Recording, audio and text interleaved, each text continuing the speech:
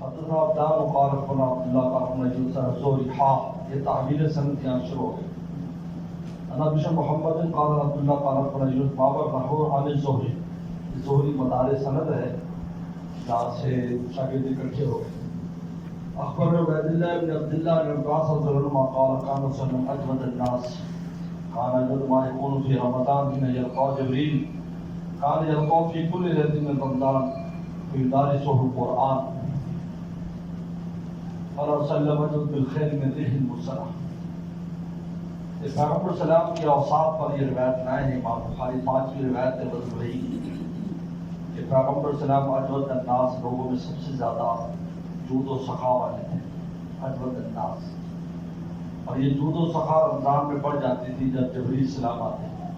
ایک رمضان پھر جبریل صلی اللہ علیہ وسلم کے ساتھ قرآن کا دور، اس سے جود و سخا میں بہت اضافہ ہو جاتا. اجود الناس اجود ما یکون فی رمضان. امام بخاری بدر الوحی میں ایک تو پیغمبر السلام کے اوصاف کو بیان کریں، موحی الیہ، رسول اللہ صلی اللہ علیہ وسلم کے وصف بیان کیا کہ آپ جود و سخا رکھتے تھے، آپ کی طبیعت میں جود و سخا تھی، کنجوسی یا وہ نہیں تھی، تنگ دلی نہیں تھی آپ میں. اور دوسرا مبدأ زمانی رمضان، کیونکہ رمضان میں قرآن اترا ہے لہذا رمضان کا ذکر ہے. اور تیسرا جبریل السلام جو موحی ہے، لانے والے، ان کا بیان. اور چوتھا قرآن مجید جو وحی اس کا بیان. تو 4 مناسبتیں ہیں ترجمۃ الباب کے ساتھ، باب الوحی کے ساتھ. اس کی موحی الیہ کے اوصاف کا بیان ہے، موحی کا بیان ہے، وحی کا بیان ہے، اور زمان وحی کا بیان. تو فرماتے اجود الناس، لوگوں میں سب سے زیادہ سخی تھے، اور ان کی سخاوت بڑھ جاتی جب رمضان آتا ہے، کیونکہ رمضان میں انوارات بڑھ جاتے ہیں. رمضان کا نور، پھر قرآن کا نور، پھر جبریل السلام کا نور، انوارات جب بڑھ جاتے ہیں تو نور کی خاصیت ہے کہ جب وہ نور بڑھتا ہے تو سینہ کشادہ ہو جاتا ہے آدمی. اسی لیے اللہ تعالیٰ نے قرآن مجید میں حل بتایا پیغمبر السلام یضیق صدرک بما یقولون، ان کی باتوں سے آپ کا سینہ تنگ ہو جاتا ہے. منافقین، یہودی جن آپ کے خلاف باتیں کرتے ہیں، برا بھلا کہتے ہیں. فسبح بحمد ربک، تو تسبیح کریں آپ، لڑے نہیں، لڑائی حل نہیں ہے، کیونکہ زبان کسی بھی بات نہیں کر سکتی. تو جب تسبیح کریں گے تو کیا ہوگا، نور آئے گا نا، تو تب یہ دور ہو جائے گا. آپ بھول جائیں، آپ تجربہ کر، آپ تجربہ کر، آپ تصویر سبحان اللہ سبحان اللہ شروع کریں. لڑائی نہیں لڑے اور پوری ایک آیت کس کا منہ پکڑے تھے. سب بھی ہم دے ہوتے. تو جب یہ انوارات جمع ہوتے تھے تو آپ کے سینے پہلے بہت کشادہ تھا، لمبا شرارہ کا سفر، اور جب یہ جو تو اور سینے میں کشادگی ہوتی، جب سینے میں کشادگی ہوتی تو آپ کے جود و سخا میں اضافہ ہو جاتا. اب ایک اہم بات ہے کہ جود کا لفظ استعمال کیے، اجود الناس، اسخا نہیں کہا، اسخا الناس، سب سے زیادہ سخی نہیں کہا، اجود الناس. یہ سمجھو جود اور سخا میں 2 بڑے فرق ہیں. جود اور سخا میں 2 بڑے فرق ہیں. پہلا فرق، جود عام ہے، اعطاء ما ينبغي لمن ينبغي، جو جس چیز کا تعلیم اس کو وہ دینا، نام جود ہے. جو جس لیے آیا، چنانچہ کوئی صحابی آیا مجھے قرآن پڑھا دیں، کوئی صحابی آیا کہ مجھے ان 70,000 میں سے کرتے ہیں جن کا حساب کتاب نے فرمایا تو ان میں سے ہو گیا. کس نے کہا جی مجھے شہادت مل جائے، کہ تجھے شہادت مل گئی. کوئی آخرت کے مراد ہے، کوئی دنیا کے، جو چیز طلب کر رہا تھا. سخی تو مال کو خرچ کرنے کہتے ہیں، مال تو ایک حصہ ہے جود کا، چھوٹا تھا. رسول اللہ دربار میں کون کیسے کیسے آئے، کیسے کیسے ہو گئے. سیدنا عمر صدیق، سیدنا فاروق، حضرت عثمان غنی، علی کرم اللہ، یہ مال کے لیے تو نہیں آئے تھے.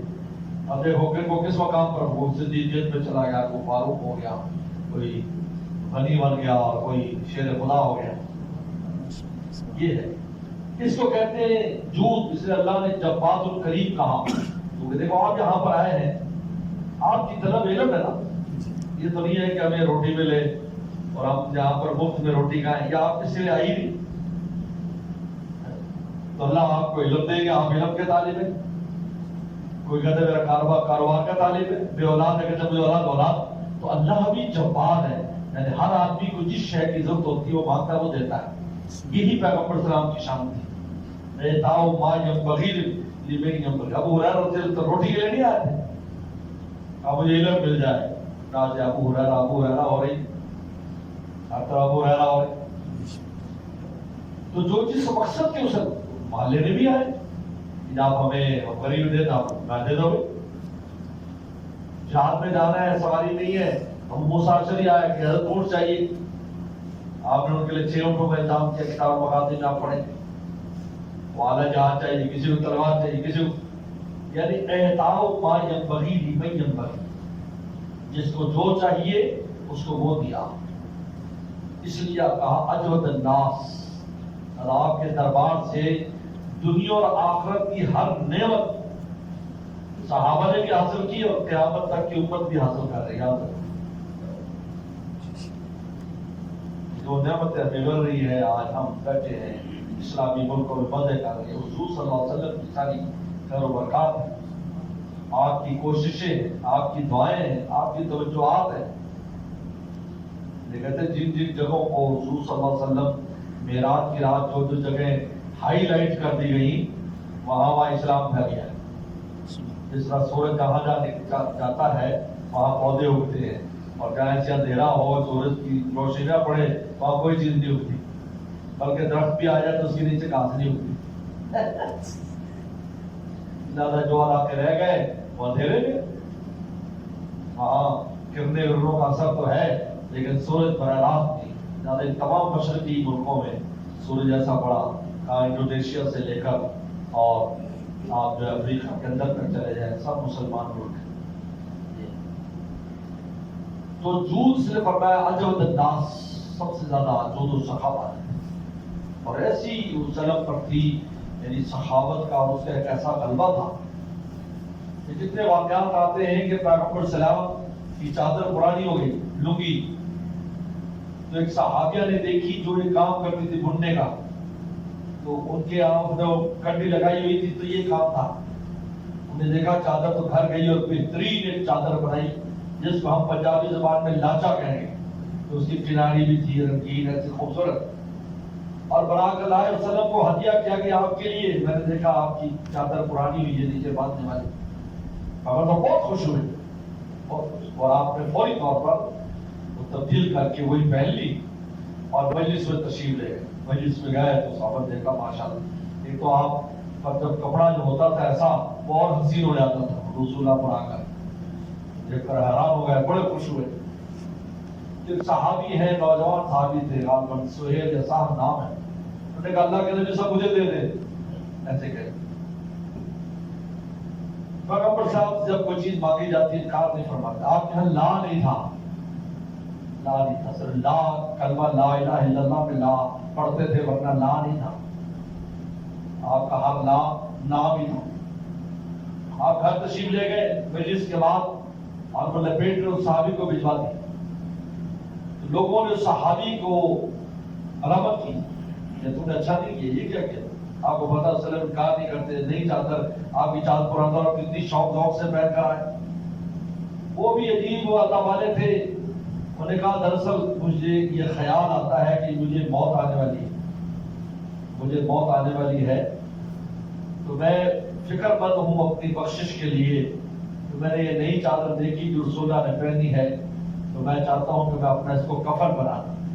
کفن کے لیے نئی چادر ہوتی ہے، اور نئی چادر تو وہ خرید نہیں سکتے تھے، اور وسلم کا برکت بھی لینی.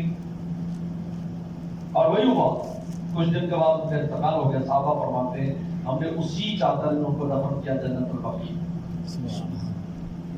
اصل میں یہ کیا ہوتا ہے کہ ایسے میں آئینہ لے آؤں، ایسے آئینہ لے آؤں گا تو یہ تصویر آئے گی نہیں بلب کی اور چھت کی ہے، اور جن کے قلوب ایسے اوپر رہتے ہیں ان پر اوپر ہونے والے کچھ فیصلوں کا عکس آ جاتا ہے. اس کا نام کشف کہتے ہیں. کشف کی حقیقت یہ ہے.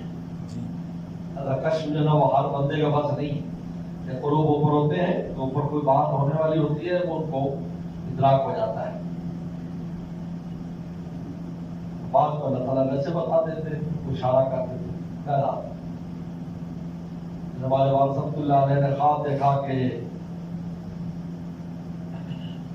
ایک اپنے ساتھی کا خواب دیکھا، ایک اپنا خواب دیکھا. ساتھی خواب دیوبند میں دیکھا، ان کے ساتھ ان کے استاد کے بیٹے آئے تھے چین سے. کہا کہ انہوں نے سیب کھایا، ایک نوالا لیا سیب کا ایک، اور پھر مجھے دے دیا. والد صاحب کو شروع سے اللہ تعالیٰ نے تعبیر کے فن کا بڑا ماہر بنایا اس وقت سے. یعنی یہ علم لدنی ہوتا ہے، وہ بھی علم. کہا کہ فوراً میرے دل میں آیا کہ ہمارے استاد زادے کا وقت کم ہے اور میری عمر بڑھ گئی، ان کی ختم ہو گئی. اور وہی ہوا جو میں والے دن کہتے ہم جاتے تھے گنگا جمنا پر، جتنے بھی چائنا کے لڑکے تھے یا بخارا سمرقند کے، چونکہ ملتے جلتے لوگ تھے اور زبان بھی ملتی جلتی تھی، تو وہاں جا کر پکنک مناتے تھے، گنگا جمنا نہاتے تھے. وہاں مقابلہ شروع ہو گیا دریا پار کرنے کا. تو کہا کہ مجھے تو تیراکی آتی نہیں تھی. میں کہ میں تو حصہ نہیں لیتا، بہت بزرگ. میں کہا میں حصہ نہیں لیتا، تم پار چلے جاؤ، میں پل کے ذریعے آ جاؤں گا. تو کہا کہ انہوں نے چھلانگیں لگائی سب نے، تو میں پل کی طرف چلا گیا جو 1 میل پر تھا. میں وہاں سے تو جب میں واپس آیا تو انہوں نے بتایا کہ وہ استاد زیادہ ڈوب گئے اور ان کی میت بھی پتہ نہیں چلی. بعد میں خیر میت مل گئی اور پھر وہی دیوبند کے قبرستان میں دفن کر. پھر اپنا خواب دیکھا.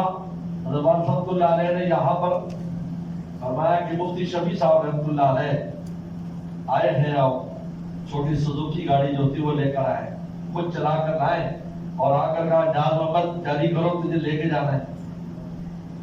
ابھی حضرت والد صاحب کے مرشد بھی ہیں مفتی شفیع صاحب، مفتی تقی کے والد، اور والد صاحب کے استاد بھی ہیں، مرشد بھی ہیں. ان سے والد صاحب بیٹھتے ہیں حضرت تھانوی رحمۃ اللہ کے بڑے خلفاء میں سے. تو مجھے صبح میں چونکہ والد صاحب کی خدمت میں ہوتا تو نہیں سویا کرتا تھا، فجر میں اٹھانا، تہجد میں اٹھانا سب. اٹھا پھر خواب سنایا اور کہا، فرمایا کہ میرا وقت ہو گیا ہے، استاد جی آگے لینے کے لیے، بس آگے گئے ہیں، بس چند دن ہے بیچ میں، بس اس کے بعد وصیت وغیرہ سب کر رہے، یہ کرنا ہے، اوقات دفن کرنا ہے، سارے معاملات کی وصیت فرمائی. اس خواب کے 2 مہینے کے بعد والد صاحب کا انتقال ہو. تو کبھی اللہ تعالیٰ خود بھی بتا دیتے اور کبھی کشف ہو جاتا ہے، جیسے کہ میں نے ابھی کشف کی سمجھایا ہے، اس کی میں نے مثال دی. پیغمبر صلی اللہ علیہ وسلم کا بحرین سے مال آیا، آپ تقسیم کر رہے، کیونکہ زکوٰۃ خیرات کا مال نہیں تھا، یہ کچھ ہدیے تھے اور کچھ جو ہے ان سے معصولات تھے. اب تقسیم کر رہے ہیں. جب سارا تقسیم کر دیا تو گھر آئے تو اماں نے فرمایا کہ بھائی آپ نے وہ کیوں نہیں کیا، آپ نے گھر میں کیوں نہیں بھیجا، آپ نے گھر میں نہیں بھیجا. آج تو گھر میں کچھ بھی نہیں ہو، سب روزے سے. اور میں مجھے یاد ہی نہیں رہا تقسیم میں کہ میں خود ضرورت نہ ہوں، میرے گھر والے ضرورت. یہ ہے جو الناس. کارا جو تو مائکون فی رمضان، آپ رمضان میں سب زیادہ سخی ہو جاتے تھے. ہینا یلقاء جبریل، جب جبریل السلام کو ملتے.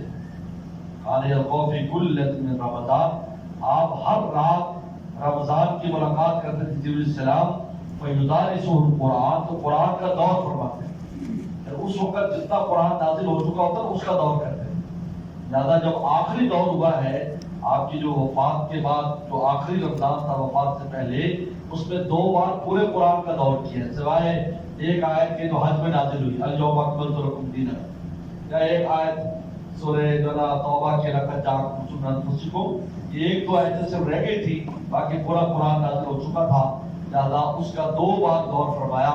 اور اسی پر آپ نے فرمایا کہ چونکہ 2 بار دور کیا ہے، مجھے ایسے لگتا ہے کہ یہ میرا آخری رمضان اور آخری سال ہے. چنانچہ آپ نے حجۃ الوداع پر اعلان کر دیا، اسی لیے اس کا نام حجۃ الوداع رکھا. آپ نے وداع کہہ دیا، بھائی میں اب تمہیں چھوڑ کر لال لی ما اراکم بعد حاضمہ آمین حاضر، شاید اس سال کے بعد میں تمہیں نہ دیکھوں. اللہ صلی اللہ علیہ وسلم خیر ریح المرسلہ، پیغمبر سلام خیر میں سخی تھے ریح مرسلہ سے بھی زیادہ. ہمارے استاد مفتی ولی صاحب ٹاپچی رحمۃ اللہ فرماتے تھے ریح مرسلہ سے مراد وہ ہوائیں ہیں جو بنجر زمینوں کو آباد کرتی ہیں. ہوا اڑتی ہے، بادل لاتی ہے، بنجر زمین ہے، ناکارہ بارش برستی ہے، وہیں لہلاتے کھیت بن جاتے. یہ چولستان چلے جاؤ، ادھر منڈی صادق گنج کے اوپر چلے جاؤ، بالکل ٹیلے ویران، اور بارش ہوتی ہے وہیں تل اگ رہے ہیں، وہیں چنے اگ رہے ہیں، وہیں پتہ نہیں کیا کچھ اگ رہا ہے. انسان حیران ہو جاتا ہے دیکھ کر ہریالی. اور وہاں صحابہ اکرام یہ بنجر زمین قلوب کی تھی، رسول اللہ نے ایسی بارش برسائی. عمار کو کون جانتا ہے، یاسر کو کون جانتا ہے، بلال کو کون جانتا ہے، سہیب رومی کو کون جانتا ہے، سلمان فارسی کو کون جانتا ہے. اس وقت کے معاشرے میں بھی ان کی کوئی حیثیت نہیں تھی، لیکن رسول اللہ صلی اللہ علیہ وسلم کی نگاہ پڑی، کہاں سے کہاں پہنچاتی. جو نہ تھے خود راہ پر اوروں کے ہادی بن گئے. کیا نظر تھی جس نے مردوں کو مسیحا کر دیا. نبی کی نظر کا اثر دیکھ لیجیے، جو پتھر تھے ان کو گوہر دیکھ لیجیے. یہ ہے ریح مرسلہ. تو ریح مرسلہ تو صرف اس زمین کو آباد کرتی ہے، رسول اللہ نے تو قلوب آباد کر دی ہے، اور ایسے آباد کیے کہ ہمیشہ کے لیے ان کا نام آ گیا. آج پوری دنیا میں ان کے ماننے والے ہیں، پورے عالم میں ان کے ماننے والے ہیں. اس لیے آپ ریح مرسلہ سے زیادہ سخی تھے.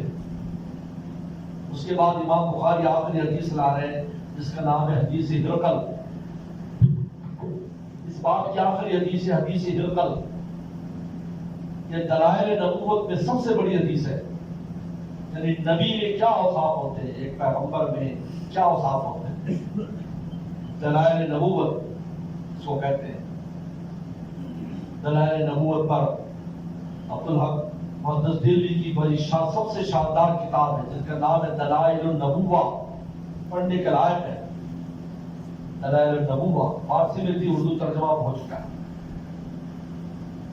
تو دلائل نبوت پر یہ حدیث سب سے جامع روایت ہے، ہرقل بادشاہ کی روایت. اب تھوڑا سا پہلے پس منظر اس حدیث کو سمجھنے سے پہلے ضروری ہے. پیغمبر سلام 570 عیسوی میں پیدا ہوئے. 570 عیسوی. آج میرا 2024 ہے اور اپریل وغیرہ کے مہینے میں ہی پیدا ہوئے آپ. 570 عیسوی میں تو 610 میں جب 40 سال کی عمر ہوگی تو آپ پیغمبر بن گئے، نبی بن گئے. اس زمانے میں دو بڑی حکومتیں ہیں، ایک رومیوں کی حکومت، ایک فارسیوں کی. رومیوں کا بادشاہ قیصر کہلاتا ہے. قیصر، اس کو قیصر کہتے ہیں رومی بادشاہ. اور یہ جو بادشاہ یہ کسرا کہلاتا ہے، فارسی بادشاہ کسرا، وہ قیصر یہ کسرا. اس وقت جو قیصر تھا اس کا نام ہرقل تھا. قیصر تو لقب ہے بادشاہ کا، اس کا نام ہرقل ہے، ہرقل. اور یہ جو تھا کسرا، اس کا نام پرویز ہے. اس لیے پرویز نام بہت گندا نام ہے، یہ کبھی نہیں رکھنا چاہیے، کبھی نہیں. پرویز نام کے جو بھی لوگ آئے ان سے کوئی خیر کا کام نہیں ہوا. ہمارے قریب دور میں گزرا، خدا کے پکڑ میں آ کر بات.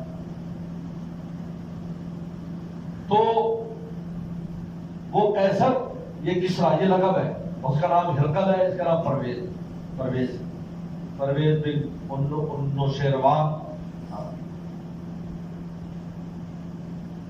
یہ پرویز بن ہرمز بن نوشیروان عادل بڑا مشہور بادشاہ گزرا ہے ایران کا، اس کا پوتا ہے. یہ دو بڑی حکومتیں آپس میں لڑائی ہوتی رہتی تھی. عربوں کے علاقوں پر بھی قبضہ تھا ان کا. عربوں میں ادھر سے ایران کے قریب جو عرب علاقے تھے وہ بھی قبضہ تھے ادھر بھی. اس لیے آج جو ایرانی ہے وہ گریٹ فارس کے چکر میں، جس طرح یہودی گریٹ اسرائیل کے چکر میں، یہ گریٹ فارس کے چکر میں، ان کے اندر سے وہ چیز نہیں گئی، وہ مجوسیت نہیں گئی. یاد آج بھی مجوسی ہے. یہ اپنے آپ کو مسلمان کہتے ہیں، مجوسی آج بھی مجوسی. اس لیے عربوں کو گھیر رہے ہیں گریٹ فارس. صحابہ اکرام عربوں نے سارا فارس کو ختم کر اسلامی حکومت ہے. آج بھی ان کی کوئی ہے، یاد رکھو. آپ جب دیکھو گے پیچھے یہ نظر آئے گا گریٹ فارس، جس طرح گریٹ اسرائیل، دونوں کو ایک ہی چیز ہے، دونوں مسلمانوں کے خلاف ہے. عجیب ہے. اتنے دن ایران کو خیال نہیں آیا کہ بچے ذبح ہو رہے ہیں کہ کوئی میزائل مار دے.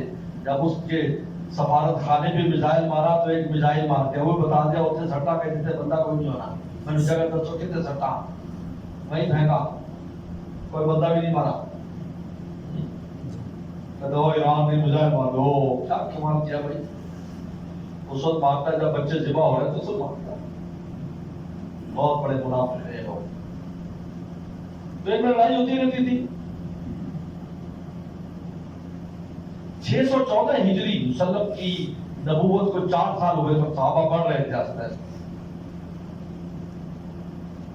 ایک لڑائی ہوئی رومیوں کی اور فارسیوں کی, تو فارسیوں نے رومیوں کو بہت مارا, اتنا مارا کہ شام پر اور بیت المقدس پر بھی قبضہ کر لیا اور صلیب توڑ دی.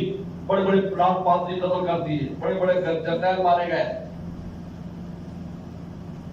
تو مشرکین بہت خوش ہوئے کیونکہ یہ بھی مشرک تھے, مجوسی مشرک ہوتے ہیں, آگ کو پوجتے ہیں. 2 خداؤں کے قائل, ایک یزدان کا ہرمن, خیر کا خدا یزدان ہے اور شر کا خدا ہرمن, اور آگ کی پوجا کرتے ہیں. ہمارے یہاں ایک قریب میں ایک ایرانی ہوٹل تھا, تو اس کا جو مالک تھا وہ مجوسی ایرانی تھا. ہم ابھی کبھی جاتے تو اس کی دال بڑی مشہور تھی. تو وہاں گوشت بہت پکتا ہے نیو ٹاؤن میں, تو ہم لوگ پنجاب والے دال بھی پسند کرتے ہیں. دال نہیں پکتی, پورے سال دال نہیں پکتی. تو ہم کبھی دال کھانے جاتے ہیں, اس کی دال بہت مشہور تھی, جیسے یہاں سے 12 والوں کی. تو ہم اس کا ایسے دال دیتے ہیں مسلمان ہو جائے گا. نہیں, میرا خدا آگ ہے اور میں اسی کے ہاتھوں مروں گا, یہی مجھے مارے گا, ایسے کہتا تھا.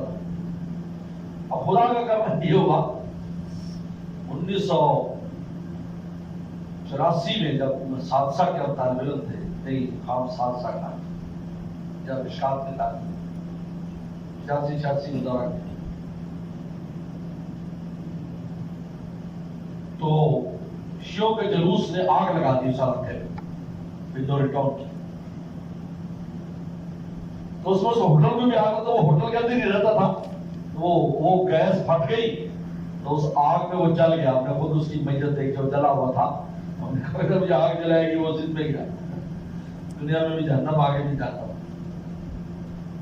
بہرحال تو مشرکین بہت خوش ہوئے. 614 مسلم کی نبوت کے 4 سال بعد, سمجھو بہت خوش ہوئے. انہوں نے کہا کہ دیکھو ہمارے بھائی تمہارے بھائیوں پر غالب آ گئے, کیونکہ عیسائی لوگ بھی خدا کو مانتے تھے اور یہ بھی اللہ کو مانتے. انہوں نے کہا کہ اس طرح ہم بھی تمہارا ستیہ ناش کر دیں گے. مسلمانوں کو کہا اے مسلمان, سورہ روم نازل ہوئی, الف لام میم غلبت الروم فی ارض الارض وهم من بعد غلبهم سيغلبون فی بضع سنین. اللہ نے کہا کہ رومی قریب کی زمین میں مغلوب ہو چکے ہیں, لیکن چند سالوں کے اندر یہ غالب آ جائیں گے. قرآن نے بشارت دے دی. یہ سورہ روم اسی پر نازل ہوئی, اس واقعے پر. مسلم کی نبوت کے 4 سال بعد نازل ہوئی اور اس میں اعلان کیا کہ نہیں, ہم قریب غالب آ جائیں گے. اور حالات یہ تھے تاریخی اعتبار سے کہ 100 سال تک بھی غالب نہیں آ سکتے تھے, کیونکہ انہوں نے بالکل کمر توڑ کے رکھ دی تھی فارسیوں نے. مشرکین آئے, پورا جتھا بنا کر سیدنا صدیق اکبر پاک جب یہ آئے, سورت پڑھی رسول اللہ نے مجمع میں. اور اگر سوال ہی پیدا نہیں ہوتا, وہ بھی جنگی لوگ تھے, جنگی چیزوں کو جانتے تھے. اور اگر شرط لگاؤ ہمارے ساتھ 100 اونٹوں کی, تو 5 سال میں 5 سال میں غالب آئیں گے. تو آپ سے مشورہ کیا, آپ نے فرمایا 9 سال کا ہو, کیونکہ لفظ ویزا 3 سے 9 تک ہوتا ہے, 3 سے 9 سال تک کا ہو. آپ نے فرمایا 9 سال کا, کہ 9 سال, ان کا 100 سال بھی نہیں ہوتا, 9 سال کی شرط لگ گئی. اب 9 سال کب ہوئے, 4 میں 9 جمع کرو تو کیا بنے, 13 ہوئے.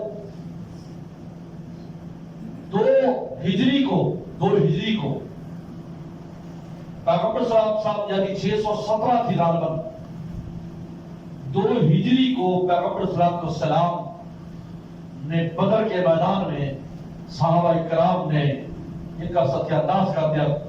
مکہ والوں کو, اور ان کی کمر توڑ دی. 70 بڑے بڑے سردار مارے گئے. این اسی دن ہرقل نے حملہ کر کے فارسیوں کو تباہ و برباد کر کے سارے علاقہ سے واپس لے لیے، بلکہ اندر تک چلا گیا۔ اب دو خوشخبریاں مسلمان میں جمع ہو گئی، ایک اپنی فتح اور ایک ہی آئی، کیونکہ وہ خبر رکھتے تھے جیسے آج ہم امریکہ اور روس کی خبر رکھتے ہیں، چین کی خبر رکھتے ہیں، بڑی طاقتور رہی ہوتی تھی، چھوٹی طاقتیں خبر رکھتی این اسی دن، اور ان پر دو غم جمع ہو گئے، ایک غم اپنی شکست کا اور مارے جانے کا، اور ایک فارسیوں کے مارے جانے کا۔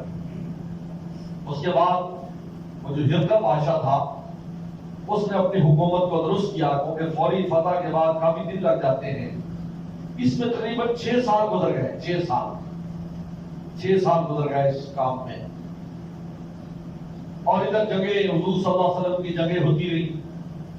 اچھا سیدنا صدیق اپنے ساؤنڈ وصول کیے، لا ساؤنڈ وعدے کے بڑے پکے ہوتے تھے، ساؤنڈ دے دیے، لیکن آپ علیہ السلام فرمایا کہ جس وقت تمہیں شک لگے تو احکام نہیں آئے تھے، لیکن اب شک کی چیز جائز نہیں ہے، لہٰذا اس کو غریبوں میں تقسیم کر دو، سارے تقسیم کر دو، رکھے نہیں، سارے تقسیم کر دو۔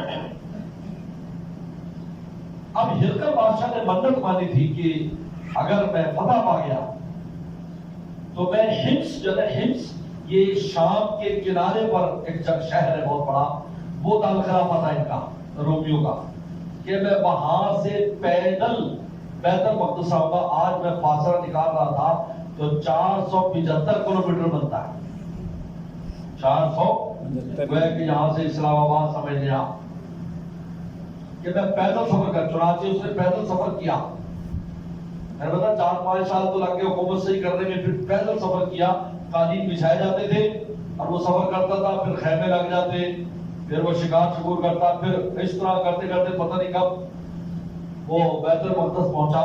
تو جب وہ بیت المقدس پہنچا ہے تو یہ وہ زمانہ ہے جب پیغمبر سلام کی صلح ہو گئی ہے، صلح حدیبیہ، تو آپ نے دیجا کلبی کے نام ہرقل کو خط لکھا ہے۔ اب آپ کو کچھ سمجھ آ رہے ہیں پس منظر؟ ہرقل کو خط لکھا۔ اب وہ ہرقل ادھر سے ہرقل بادشاہ پہنچا بیت المقدس، ادھر سے حضرت دیجا کلبی رسول اللہ کا خط لے کر گئے۔ ادھر ابو سفیان چونکہ صلح ہو گئی تھی، وہ تجارتی قافلہ لے کر شام گیا تھا، تو اس کو بھی طلب کر لیا۔ جب خط آیا اس کے ہرقل کے پاس اور نے دیکھا کہ اس کے اوپر رسول اللہ لکھا ہے کہ اللہ کا رسول ہے بھیجنے والا، تو اس نے اس کی تعظیم کی اور اس نے کہا کہ اس کے علاقے کے کوئی لوگ ہیں، انہوں نے کہا جی مکہ کا قافلہ آیا ہے، کہا کہ اس قافلے کو یہاں پر طلب کرو۔ تو ابو سفیان بھی اپنے ساتھیوں کے ساتھ ان کو وہاں لایا گیا۔ تو اب 3 لوگ جمع ہو گئے، ہرقل بادشاہ بھی وہ بھی بیت المقدس میں ہے، دیجا کلبی بھی بیت المقدس میں ہے، ابو سفیان اور ان کا قافلہ بھی بیت المقدس میں ہے۔ اب یہاں جمع ہو کر یہ گفتگو ہوئی جس کو امام بخاری نے نقل کیا ہے۔ آپ کو بات سمجھ آ رہی بات ہے؟ یہ بات اگر آپ کے سامنے تاریخی پس منظر نہ ہو تو یہ بات سمجھ میں نہیں آتی، ایسے اچانک سمجھ میں یہ کیسے ہو گیا۔ وہ حمص سے آیا تھا عائشہ اور دیجا کلبی یہاں سے گئے، اس سے پہلے سارے واقعات ہوئے، یعنی یہ واقعات حضور صلی اللہ علیہ وسلم کی نبوت کے 4 سال بعد شروع ہو گئے، یعنی یہ رومیوں کا تذکرہ اور فارسیوں کا آپس میں ان کے ساتھ مشرکین کے ساتھ یہ چلتے چلاتے بدر آ گیا، بدر میں مارے گئے، قریشی مارے گئے، ادھر یہ کفار مشرکین مارے گئے، اور ادھر وہ فارسی مارے گئے، ادھر فارسی مارے گئے۔ اس کے بعد پھر صلح حدیبیہ کا معاملہ آ گیا جس میں سارے فریق وہاں پر جمع ہو گئے، اس پر انہوں نے خط کو دیکھا۔ اچھا اس سے پہلے ہرقل نے خواب دیکھا تھا جس کے امام بخاری نے آخر میں تذکرہ کیا، لیکن اس کا پہلے آنا ضروری ہے۔ اس نے خواب دیکھا، اچھا یہ علم النجوم کا بڑا ماہر تھا، علم النجوم بھی پہلے صحیح علم تھا اب ادریس صاحب کے زمانے میں، لیکن بعد میں جس طرح ہر علم میں 2 نمبری ہو گئی تھی، یہ بھی ختم ہو گیا ہے۔ اب تو نجومی ایسی فضول قسم کے لوگ، وہ ستاروں کا علم سے، ستاروں کی چاندوں سے اس نے رات کو بیٹھا، وہ اس کے شغل تھا، اور یہ عالم تھا بادشاہ، لیکن عالم تھا تورات انجیل کا بھی، اور یہ فن بھی جانتا تھا، یہ فن بھی جانتا۔ اس لیے کہتے ہیں حضرت شاہ عبدالعزیز محدث دہلوی رحمۃ اللہ علیہ نے موسیقی کا فن بھی سیکھا تھا۔ موسیقی کرتے نہیں تھے، حالانکہ بڑے عالم ہیں، لیکن وہ جانتے تھے کہ کون سی ردھم کیسے ہوتی ہے اور اس کا کیا قاعدہ ہے. تو موسیقار جو ہے وہ اپنی ردھمیں سیدھی کرانے بھی کبھی کبھی آتے تھے کہ استاد جی ذرا ہمیں بتا دو، ہمیں سمجھ میں نہیں آ رہا. جیسا شعر و شاعری ہے تو غزل خواہ شاعر ہوتے ہیں، زلفوں کی اور گانوں کی تعریف کرتے رہتے، لیکن ان کو بھی استاد کی ضرورت ہوتی ہے بھی اشعار صحیح وزن پر ہو. تو خیر،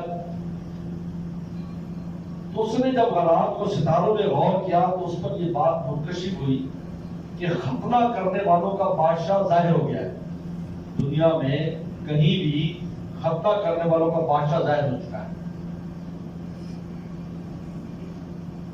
تو بڑا حیران اور پریشان ہوا، اور بھی یہ بھی سمجھ آیا کہ وہ میرے ملک کو ختم کر دے گا، میری مملکت ختم کر دے گا، پوری دنیا کی مملکتیں ہڑپ ہو جائیں گی.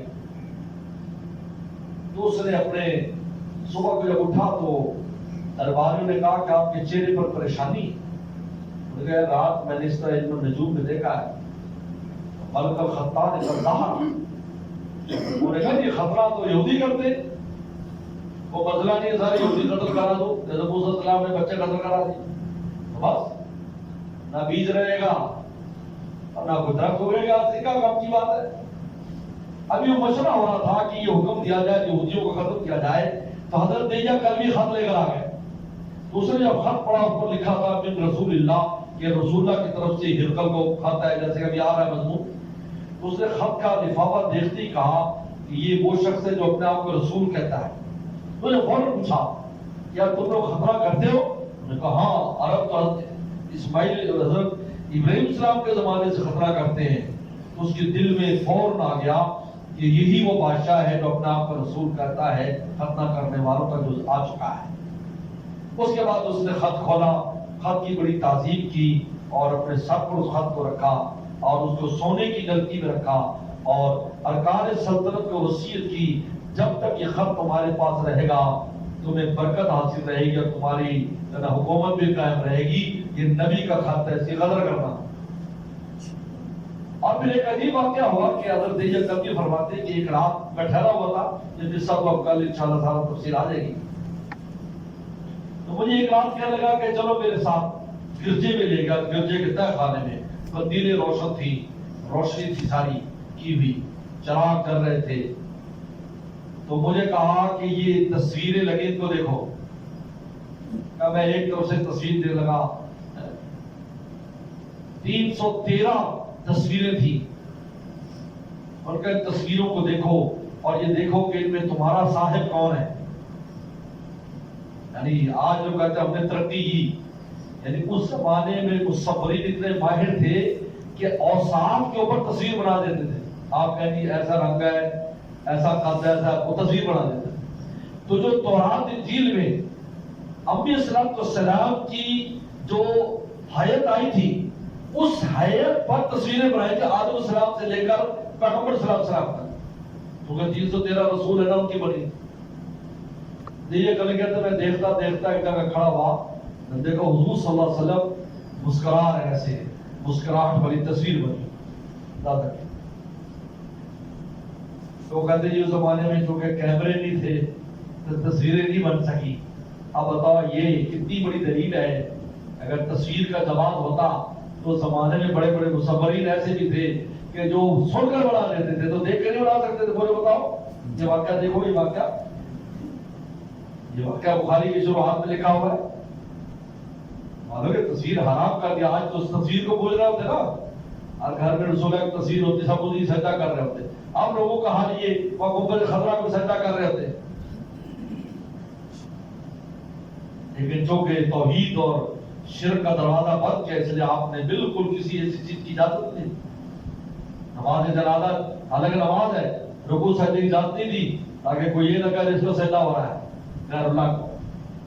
نے فرمایا کڑے کڑے دعا کر تو بس ٹھیک ہے نماز، لیکن رکوع سجدہ نہیں. فرمایا ہے نماز رکوع سجدہ، لے طواف بھی نماز ہے لیکن اس میں رکوع سجدہ نہیں، بس کھڑے کھڑے کرو. اس لیے یہاں پر ایک مولوی محمد امین ہوتا تھا، مولوی محمد امین قاری یاسین صاحب بھائی افغانستان میں شہید ہو گیا تھا. وہ کبیر والا میں چلا گیا تھا. میرے ساتھ بڑی محبت تھی، साथ पढ़ता था, फिर बाद में जहाज में चला गया, शहीद हो गया। और यासीन साहब जहाज चक शर्वेर के मैं छोटा, उसने मुझे खत लिखा दर्जा 7 साल। हजरत मैंने देखा कि हुजूर सल्लल्लाहु अलैहि वसल्लम आपको बैत अख्तर में नमाज सिखा रहे हैं, लेकिन रुकू सजदा नहीं है नमाज, लेकिन रुकू सजदा नहीं है, ऐसी नमाज सिखा रहे हैं। तो मैंने उसको जवाब लिखा, मैंने कहा मुझे इसने हज की बशारत दी, उसमें मैंने हज नहीं किया था। तो आपने फरमाया कि अत्तवाफ बिल बैत सलातुन गैर अन लैसा फीही रुकू व सुजूद, बैतुल्लाह का तवाफ भी नमाज है, लेकिन इसमें रुकू सजदा नहीं। और उसी साल ही हज पर मैं चला गया, ना कुछ होते हुए चला गया। ये अजीब है, स्वाब नहीं थे, उसी साल चला गया। और अल्लाह ने फिर नकद इनाम में मोहम्मद तलहा दे दिया। तलहा 11 साल बाद शादी के करना। अब मौलवी को बड़ा शौक होता है, जल्दी शादियां कर लो जी, शादी कर लो। ये मदरसा बना चलाना है, इस बात से मेरी मजबूरी किसी आदमी से शादी करना। मैं कह जाहिला भी चला सकती है, सिर्फ डंडा ही चलाना है, जाहिला नहीं चला सकती। उस बीवी से कहो करेगी काम, फिक्र ये नफ्स की शरारत। मेरे शेख ने फरमाया काम न करना, अपना दीन के काम के काबिल नहीं रहोगे। अल्लाह ताला इसी में से दे, हमारे पास सब बशारत है, इंशाअल्लाह इसी में से बने। 10 साल 11 साल अल्लाह का शुक्र है, बच्चे भी हो गए, कारोबार वाले भी हो गए। ये तो हुजूर सल्लल्लाहु अलैहि वसल्लम को देखा कि मुस्कुरा रहे, तो और आपने फरमाया, देख कहा कहे कल ये है हमारे साथ। ये उन्हें कहा हमारी किताबों में यही आखिरी नबी है। अंदाजा करें आप, हमारी किताबों में लिखा है यही आखिरी नबी है। ये वाक़या हुआ है। बहरहाल बहुत से वाक़यात हैं जिससे मुतल्लक़ है। पहले बहुत अहम रवायत है, तो बड़ी तफसील जो है ना मैंने आपको बताई है। शुरुआत में ऐसी तफसीलात नहीं लिखते और ना है, क्योंकि तारीख के साथ मेरा खास शगफ है। अल्हम्दुलिल्लाह मैंने पूरे तारीख़ इस्लाम 800 साल 3 मरतबा बिल इस्तिआब पढ़ी है, उर्दू में भी अरबी में। तारीख़ी वाक़यात ठीक है, मैं भूल जरूर गया हूँ, लेकिन मुझे पता है कहाँ से दोबारा देख रहे हैं। इसकी बड़ी अहमियत है। हम लोग तारीख देखते थे, मालूमात नहीं, सीरत भी नहीं पढ़ते। से तमाम उलमा को कम से कम सीरत पूरी पढ़ी, अव्वल झाँक रखा। थोड़ा सा वाक़या, लेकिन ज़हन में होना चाहिए कि ये वाक़या है। छोटी किताब पढ़ ले कोई बात, पूरी पढ़ ले, सीरत की कोई छोटी किताब पढ़ ले। तो बहरहाल अब इस हदीस को कल इंशाल्लाह जब आप पढ़ेंगे तो आपको पूरा शीशा हो जाएगा और वाज़ेह हो जाएगा इसमें क्या कुछ। चलो।